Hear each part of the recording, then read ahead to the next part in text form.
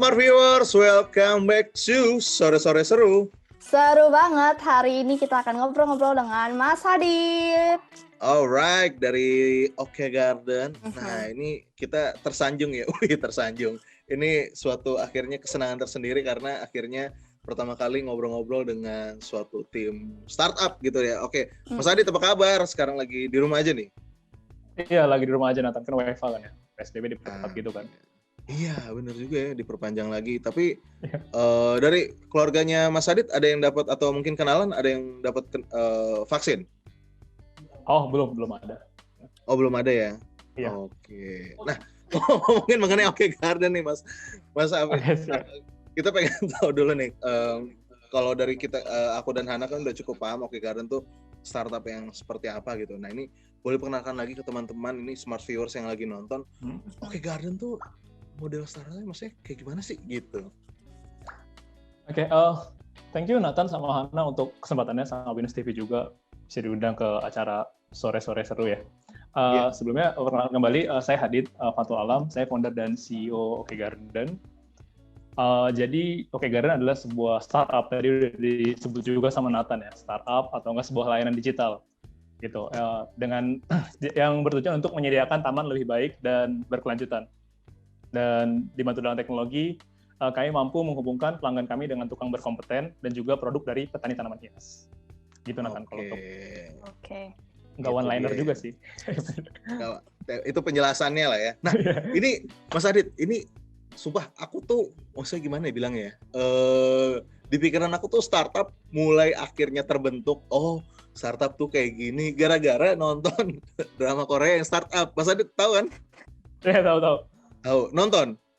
Nah, ini klarifikasi dulu. Startup itu yang digambarkan di drama Korea itu seperti yang Mas Hadid jalanin sebenarnya kurang lebih sama atau sebenarnya ada banyak kayak enggak, ini terlalu didramatisir atau sebenarnya memang aslinya kayak gitu sih. Biar orang-orang kan mostly banyak yang nggak tahu juga startup tuh kerjanya seperti apa kan. Orang cuma tahu ya entrepreneur, ya bisnis dan lain-lain. Cuman mungkin untuk kata startup sendiri yang memang tujuannya ada hubungan dengan teknologi, kebanyakan orang mungkin masih cukup awam kan, jadi mulai baru tahunya gara-gara drama tersebut. Kalau menurut Mas Hadid sendiri gimana? Ini kita review film boleh dulu. Boleh dilurusin dulu nih Mas, persepsinya nih. Iya, gimana jadi, Mas Hadid? Jadi review film nih, bukan review startup. Iya, kita mau tahu dulu nih gimana Mas Hadid. Jadi sebenarnya gini sih Tan, kalau sebenarnya tadi kalau misal dari film startup yang di Korea itu kan lagi hype banget ya, jadi mungkin banyak orang tahu lah, mostly lah mungkin tahu juga karena emang filmnya bagus juga, terus juga terlepas dari dramanya ya, itu ngedukasi banget terkait dunia startup gitu kan. Banyak kosakata gimana sih perjalanan sebuah anak startup ngebangun sebuah bisnisnya atau enggak sebuah startupnya gitu kan. Nah itu sebenarnya kurang lebih mirip-mirip sih, karena kan mereka juga startup itu biasanya ada kayak karena pengen menyelesaikan suatu masalah kan. Jadi kalau sama di kami juga di Oke Garden pengen datang untuk menyelesaikan sebuah masalah tadi, karena menurut kami infrastruktur di industri landscape dan hortikultura yang kebetulan lagi hype selama pandemi itu emang jelek gitu kan infrastrukturnya. Jadi kita pengen coba bikin lebih bagus lagi dengan mungkin transparansi proses dan lain-lain gitu. Karena emang belum ada standarnya juga untuk industri ini, terutama untuk tadi yang saya bilang beliau tukang taman yang belum ada standarnya gitu. Dan juga mereka belum ada mungkin kebanggaan pekerjaan tersebut karena mungkin nggak ada sertifikasinya mungkin atau pengakuannya mungkin atau nggak jenjang karirnya bahkan gitu kan. Karena sektor informal kan tidak resmi. Nah, jadi sama aja. Jadi dari film yang tadi, kami juga untuk kalau yang tadi kan ya, drama startup itu ada non-gil ya aplikasinya untuk menyelesaikan. Iya, non-gil. Nonton banget ya berarti. Tahu banget. Itu kayak, jadi ya membantu orang yang terganggu penglihatannya kan. Tapi kalau kami lebih untuk membantu kayak menghubungkan antara kayak misal tadi orang-orang tukang taman yang belum memiliki penghasilan pasti dengan orang-orang yang sebenarnya ada nih keinginan untuk bikin taman atau enggak, tapi bingung cari tukang yang kompeten di mana atau enggak tukang yang berintegritas gitu. Nah di situ Oke Garden hadir untuk jadi platform lah yang membentuk sistem tersebut. Jadi membuat ekosistemnya menjadi sehingga infrastrukturnya bisa lebih baik atau enggak industri bisa bergerak dengan lebih baik. Gitu sih. Canggih. Gimana? Ada nonton nggak? Enggak, belum. Disuruh nonton tapi enggak, makanya aku enggak. Tapi ngerti startup sih, tapi kan cuma biar sama aja kan. benar kayak tadi kata Mas Adit juga banyak kosakata yang baru dipelajarin juga di situ, misalnya angel investor, terus ada venture capital, terus juga ada apa breaking point juga. Ya. Itu akhirnya ini tuh gitu kan, jadi kayak lumayan ilmu juga gitu kan selain drama-dramanya gitu. Tapi ciamik lah, jadi udah mulai kegambar kayak. Nah, kalau misalnya untuk dari Oke Garden sendiri nih, kita ngomongin lagi kilas balik. Tadi kan udah diceritain juga memang salah satu latar belakang kenapa Oke Garden ini tercipta itu seperti apa gitu kan ya, karena tadi untuk menyambungkan rasa-rasa pengen bikin garden atau mungkin para pekerja-pekerjanya gitu. Nah, kalau misalnya untuk awalnya sendiri, tapi Mas Hadit ini mulai dari tahun berapa sih Oke Garden? Sebenarnya Oke Garden itu udah nama kedua ya. Itu sebelum juga nama kedua. Ya, nama kedua. Jadi kita rebranding. Dan untuk mulanya itu kita di tahun 2013. Sebenarnya awal banget mulanya saya terjun di industri landscape dan hortikultura. Itu tahun 2013, itu setahun setelah saya lulus dari pesantren. Jadi waktu itu belum ada kesempatan kuliah, cuma suka ngutak-ngatik Kaskus, toko bagus gitu-gitu kan. Jadi bisa tahu cara jualan secara melalui ikan baris. Nah kebetulan waktu itu orang tua saya, kan saya tinggal di desa nih. Saya di perbatasan Bogor sama Depok, yang mayoritasnya memang banyak penggiat tanaman hias. Nah gitu. Termasuk orang tua saya petani rumput.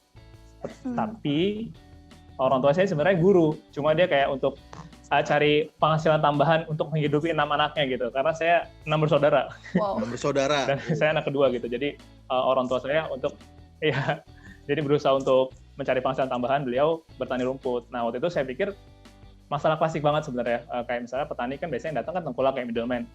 Datang itu dengan harga lebih murah. Kayak gitu. Jadi waktu itu coba cari di Kaskus gitu, berapa sih harga rumput gajah mini gitu kan. Tapi ternyata lebih tinggi gitu kan. Jadi atau enggak akhirnya coba iklanin di Kaskus waktu itu di forum jual belinya, lihat ternyata banyak respon, ada orang mau beli. Cuma akhirnya bingung di masalah pengiriman kan sama Hana.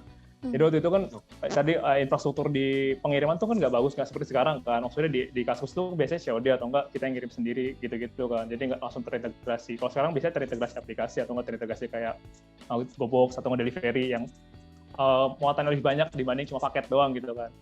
Nah jadi waktu itu beranikan dulu untuk ambil pick up di tahun 2013, ambil pick up, jadi nyetir sendiri, ngirim sendiri. Nah terus tapi ada masalah lagi, ternyata orang ada juga yang mau ditanemin nih. Ini udah hal lain lagi. Oke. Jadi orang, kok Mas bisa nggak sama nanam? Bisa nggak ya? Coba. Karena emang tadi sebenarnya cukup beruntungnya tadi emang di desa kan, jadi banyak orang-orang butuh pekerjaan. Tadi sektor informal tadi, tukang-tukang taman. Jadi nggak susah untuk cari orang yang bisa tanam rumput gitu kan. Oh ya udah, kalau orang tua saya mungkin bisa tanam rumput, tapi kan dia ada kerjaan jadi guru kan, jadi nggak bisa. Gitu. Jadi ya, saya ngerti sedikit-sedikit, cuma waktu itu akhirnya dibantu sama biasanya orang-orang dari sekitar desa saya sih. Jadi saya bawa dia di pick up dan kita tanam rumput bareng-bareng kayak gitu. Singkat cerita 2014 lah itu ada kesempatan kuliah. Jadi tahun 2014 ada kesempatan kuliah di salah satu PTN di Jakarta gitu. Karena waktu itu saya anak pesantren jadi ngambil bahasa Arab. Oke.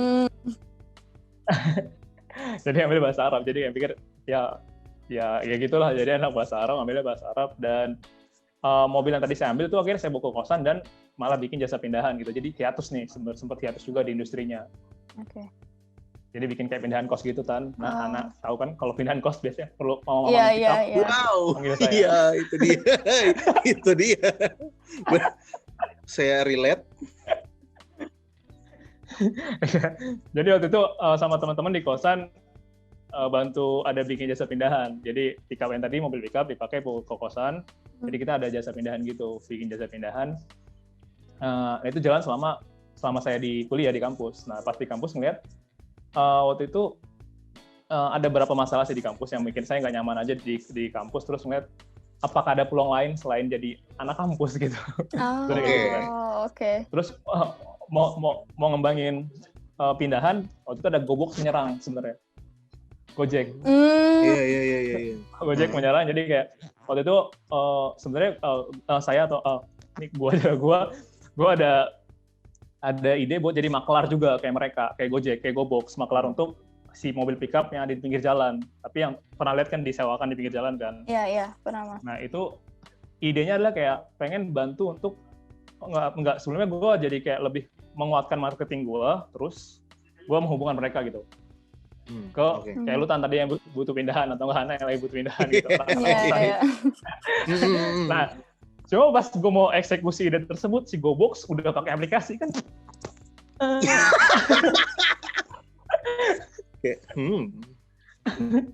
Jadi ya akhirnya gue pikir ya gue coba cari peluang lain apa yang bisa dikejar selain tadi gue ada pilihan sebenarnya gue mau tetap jasa pindahan, gue mau lanjutin kuliah gue atau ada peluang lain gitu kan.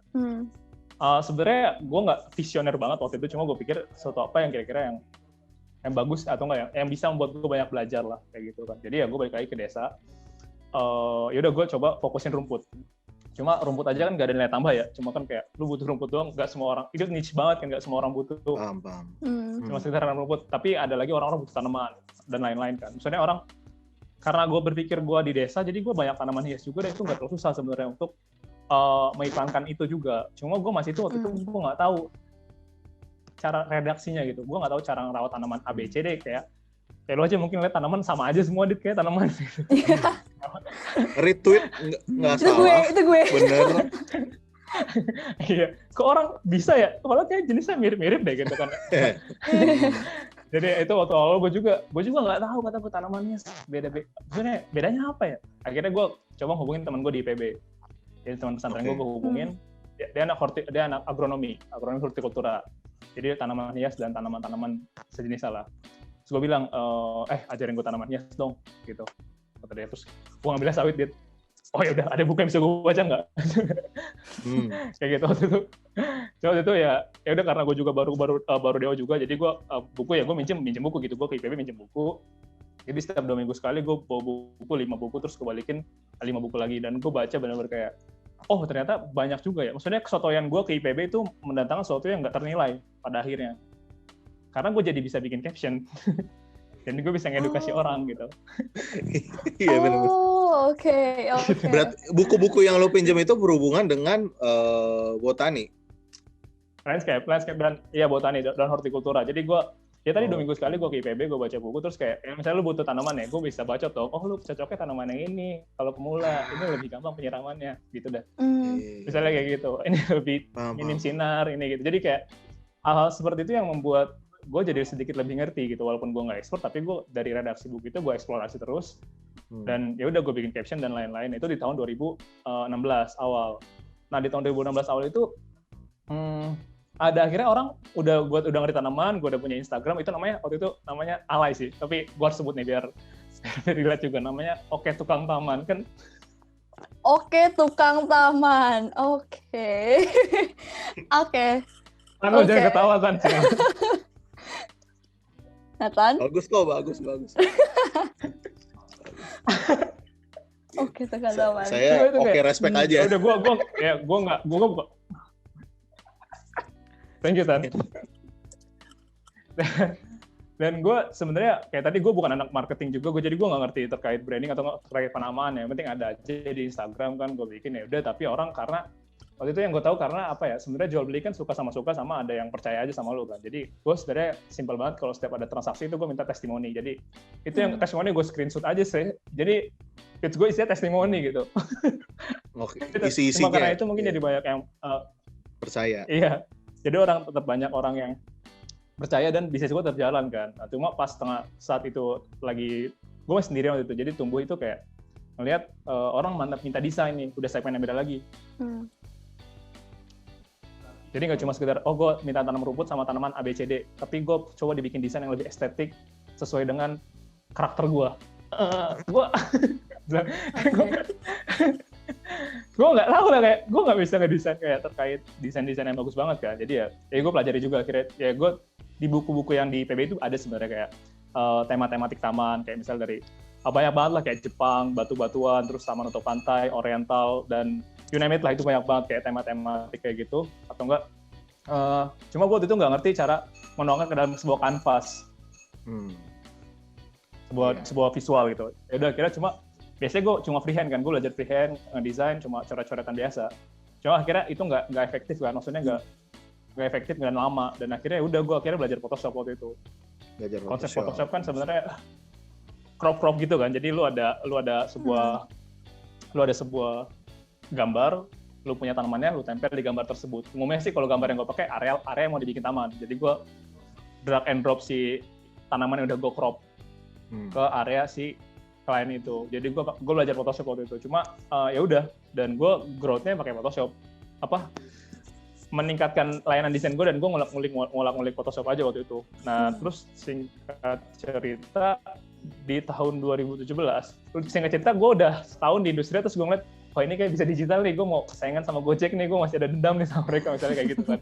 Waktu itu di tahun 2000. Oke, nah tahan dulu. 2000. Nah, Hadit, nah ini cakep nih. Nah ini punchline-nya nanti harus ditunggu-tunggu nih. Nanti Smart Viewers abis ini bakal kita lanjutin nih ceritanya dari Hadit. Nah ini kan udah kayak drama-drama nih, udah mulai kan kayak udah ketahuan nih, ada dendam nih. Waduh, nanti abis ini baru tahu nih ceritanya kayak gimana kan. Nah, Smart Viewers tahan dulu. Habis ini kita akan cari tahu alasannya bagaimana dan ceritanya dari Hadit lagi. Pokoknya yang penasaran jangan kemana-mana, tetap di Sore-Sore Seru. Seru banget.